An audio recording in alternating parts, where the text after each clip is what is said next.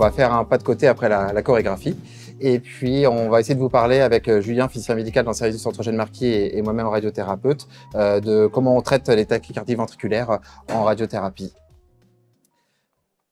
Alors, juste un mot sur la tachycardie ventriculaire. Déjà, c'est un trouble de conduction du signal électrique.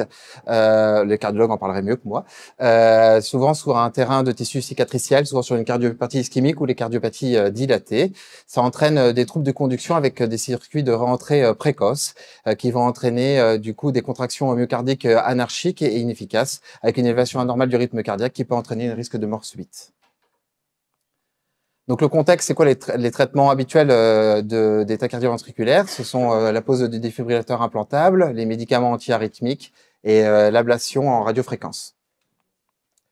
Mais il y a une nouvelle modalité de traitement émergente qui est apparue, c'est la radiothérapie ablative avec un traitement en une séance unique de 25 grès, voire 20 grès, qu'on va appeler RATV tout le long de la diapo, avec des modalités des machines différentes, notamment les accélérateurs linéaires ou les accélérateurs robotisés, voire même des publications sur l'utilisation d'IRM-LINAC, notamment en 0,35 Tesla. Comment ça marche la RATV? Donc, comme on voit là, la cause du trouble du rythme, l'idée c'est d'obtenir, en visant la zone cicatricielle, un effet antiarythmique. Ce qui a été le plus décrit, notamment dans les modèles précliniques, c'est l'effet de fibrose avec un bloc de conduction. Il y a aussi d'autres données qui sont apparues, notamment pour expliquer l'effet précoce de cette radiothérapie sur les troubles du rythme, notamment la reprogrammation électrique des myocytes, avec éventuellement une amélioration de la conduction.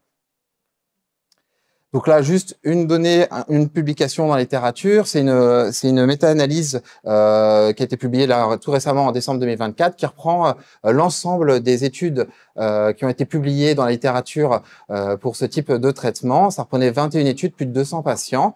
La plupart du temps, les premières études, c'était vraiment des revues sur un cas clinique, et là, on a des données sur plusieurs séries. Ce qu'on remarque en premier, c'est que on va avoir une amélioration de la symptomatologie clinique avec une diminution de plus de 90% de réduction des tachycardies ventriculaires. C'est ce qu'on voit ici, avec une amélioration en post-radiothérapie par rapport en pré-radiothérapie du nombre d'épisodes de tachycardie ventriculaire et aussi du nombre de chocs, ce qui a un impact important pour la qualité de vie du patient quand ils ont des chocs avec leur défibrillateur. Et c'est une population qui reste fragile, où du coup, il y a beaucoup de comorbidités, où des patients, rien qu'avec leur cardiopathie, qui vont avoir des décès plus précoces. Donc, quel traitement on fait? Comment on fait au centre Eugène Marquis? On fait un traitement sur la machine Versa HD, en faisant une séance unique de 20 à 25 grès, on en reparlera plus tard sur la dose, des séances qui durent environ 30 minutes, avec du VMAT en 2 arcs différents et un protocole IGRT renforcé avec une CVCT avant traitement, un CVCT entre les 2 arcs, et enfin un CVCT en post-traitement, et avec un monitoring tout le long du traitement du patient, de la position du patient par Catalyst. Alors, c'est bien beau, là on fait le traitement, mais quelles sont les problématiques qu'on doit régler avant de faire un traitement de radiothérapie stéréotaxique pour les tachycardies ventriculaires? 3 principales problématiques. On va parler d'abord de la problématique du volume cible. Alors, par extension aux problématiques oncologiques, on parle de CTV, mais on parle de lésions ou de volume cible dans ce cas-là. On sait que cette étape-là, elle est cruciale. Elle est réalisée par le cardiologue grâce à l'expertise du cardiologue en faisant un recalage multimodal sur l'ensemble des modalités qu'on utilise, notamment la cartographie électroanatomique. On peut utiliser parfois le TEP scanner et l'IRM. Et enfin, pour obtenir un volume sur le scanner cardiaque, une des séquences du scanner cardiaque. Pour faire ça, ça reste assez complexe de réaliser ce ensemble de recalage. Et c'est pour ça qu'il y a eu l'équipe du LTSI, qui est une équipe de recherche, qui a développé un logiciel qui nous permet d'utiliser ces CardioMerge pour nous aider, nous faciliter ce contourage du volume cible. Donc ici, on voit la cartographie en 3D. On voit la zone de fibrose dans la partie inférieure du VG.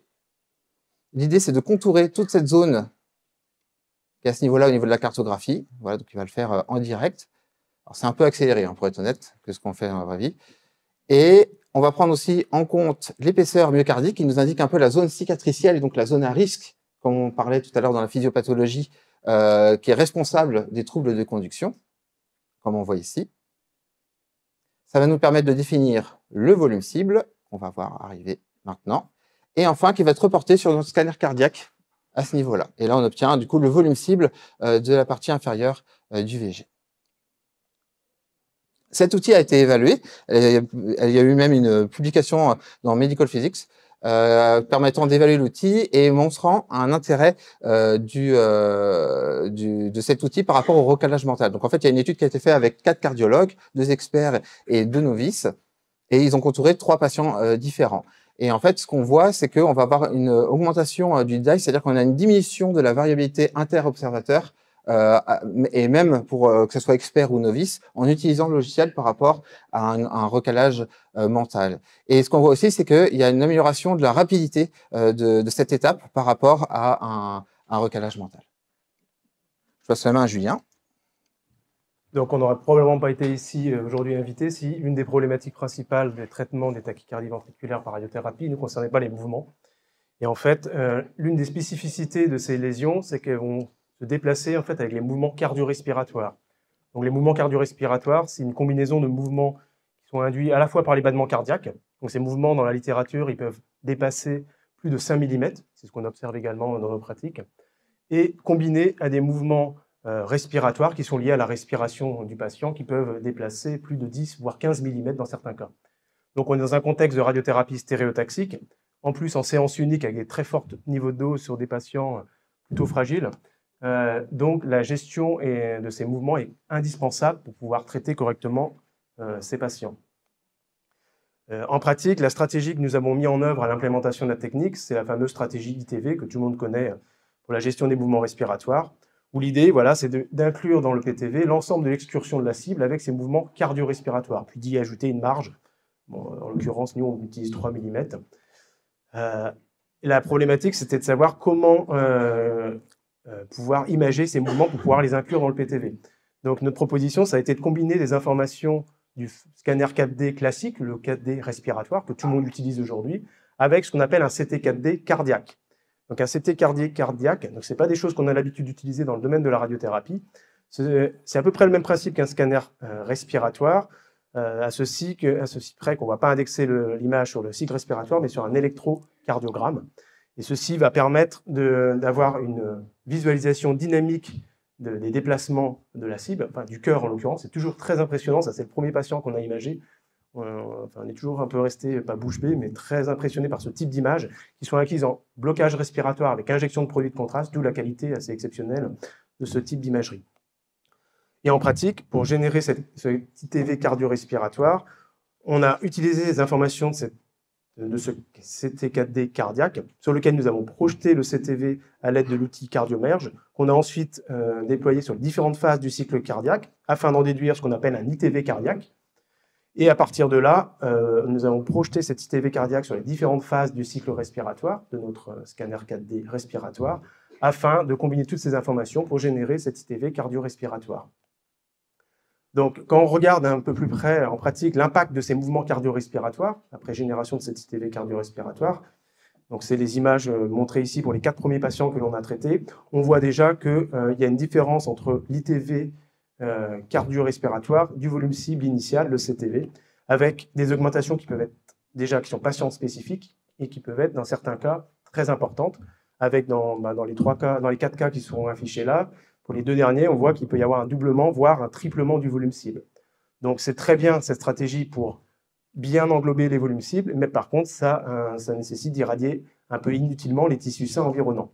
Donc c'est pour ça qu'on s'est posé la question de savoir quelle alternative on pouvait utiliser à cette stratégie ITV pour limiter l'exposition des tissus sains.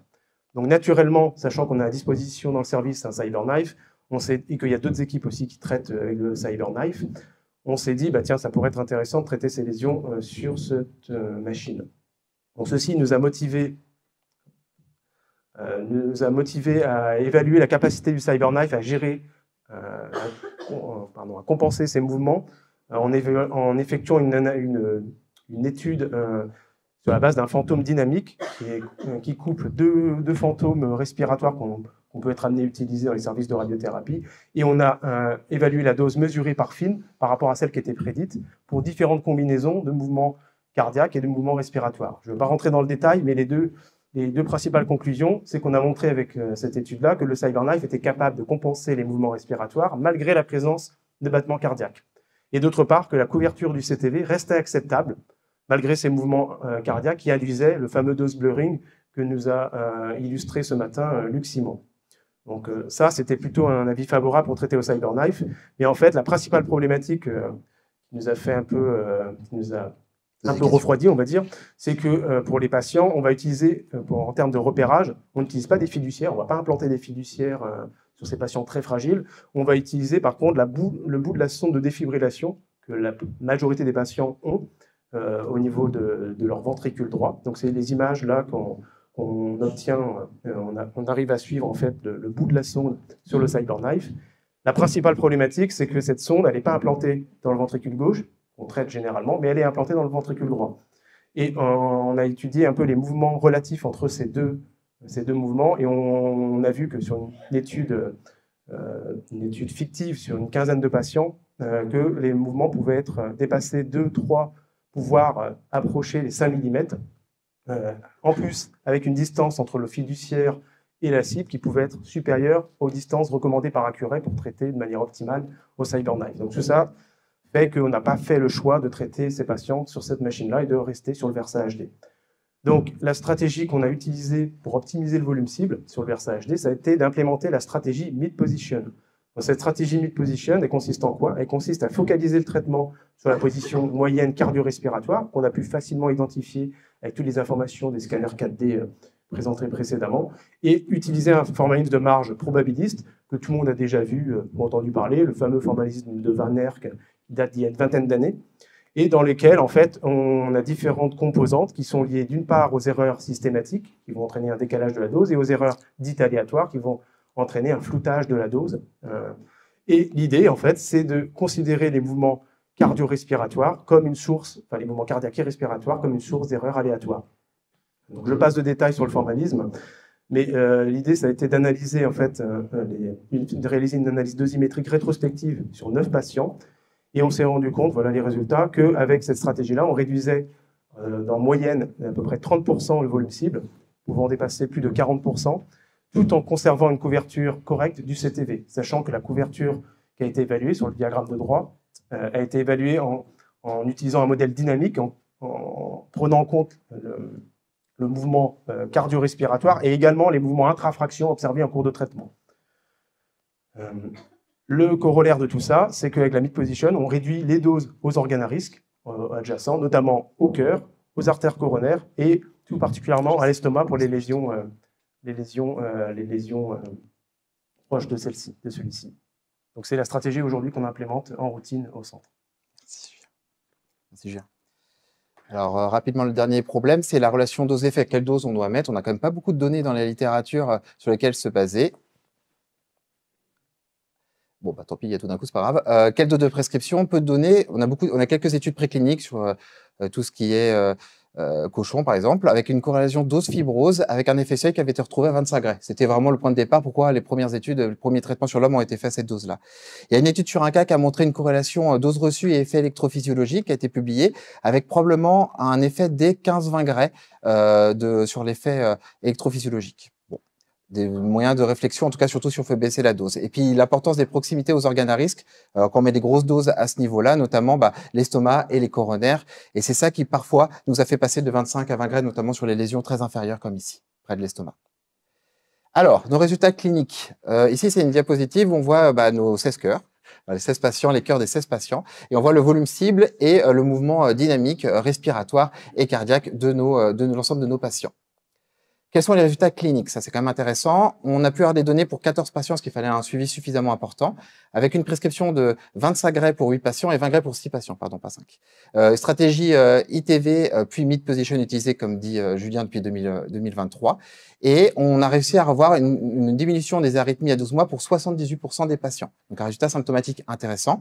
Et 36% qui n'avaient plus du tout de tachycardie ventriculaire. Donc ça, c'est quand même un bénéfice important, et notamment sur le nombre de chocs, comme on voit ici, où on a une diminution de 50% des chocs. Et pour les patients au niveau symptomatique, les orages rythmiques qu'ils peuvent avoir et les chocs à répétition, c'est vraiment quelque chose qui peut, parfois un patient qui me dit que ça le motiver à le pousser au suicide. Donc c'est vraiment des choses très importantes, et ça peut vraiment aider, au moins sur le symptomatique. Pas de toxicité grade 3 ou 5 reliée au traitement chez ces patients, dans un suivi, en tout cas avec un petit suivi. Donc, résultat concordant avec la littérature, diminution significative des arythmies et peu de toxicité sur cette population fragile. Donc, en conclusion, la RATV, c'est une modalité de traitement qui est complexe. Ça nécessite un investissement majeur, pluridisciplinaire important. Clairement, sans notre cardiologue qui a été motivé, qui est venu vers nous pour nous aider, professeur Martins, pour nous aider vraiment à partir sur cette thématique, on n'aurait jamais pu lancer. Sans clairement l'équipe de physique médicale, notamment Julien, c'est pareil, on n'aurait jamais pu avancer sur ce point-là. Donc, c'est vraiment important sur l'ensemble des participants. C'est une technique qui reste non standardisée. Il y a plusieurs moyens d'utiliser, notamment notre partie cardiomère sur le volume. Ça nécessite de fédérer toutes les équipes au niveau local, mais surtout au niveau national pour en discuter. Ça, c'est un groupe qui va être important à monter. Et les études cliniques à déployer pour valider cette technique de traitement. Donc, un mot, qu'est-ce qu'on fait lundi? On traite au Unity.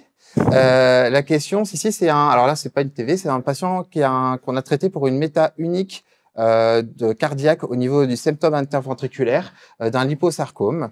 Ce qui est intéressant là, c'est qu'on l'a traité du coup au Unity et le Unity a permis, l'Irabinac arrive à suivre vraiment l'ensemble des mouvements cardiaques et respiratoires. Respiratoire, on voit bien, on peut bien le compenser, on connaît bien avec le gating comme sur les autres indications. Mais ce qui est intéressant, c'est vraiment le mouvement cardiaque là, sur cette diapositive.